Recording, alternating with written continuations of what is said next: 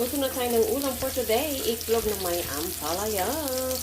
Ayan na guys. Gawin natin ang ating sibuyas at sili para maanghang.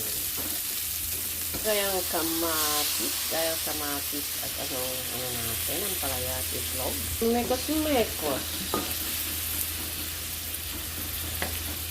Lagyan ng paminta. Huwag na natin lagyan ng asin kasi yung ating ampalaya ay nilamas ko ng asin.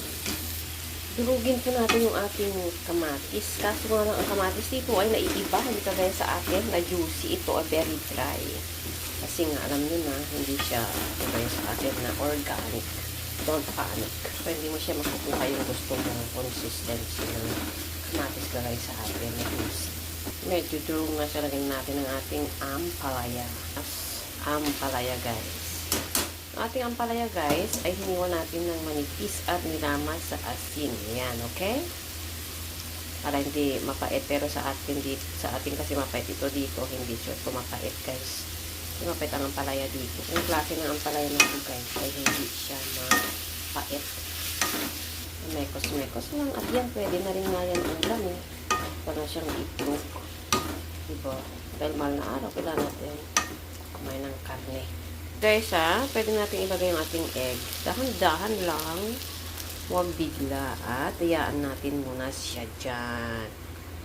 Ayan.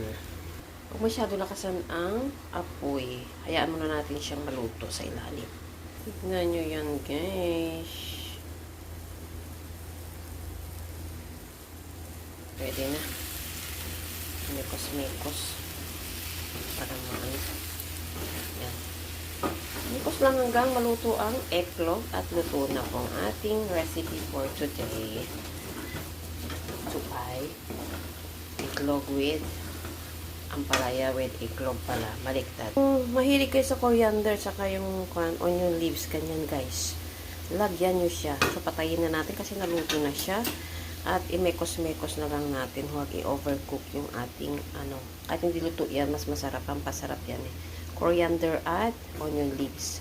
Hindi talaga juicy yung kamatis. So bye na guys. Okay na yung ating ulam for today. Ampalaya with itlog at kamatis. Pero nalunod ang kamatis. Bye bye bye.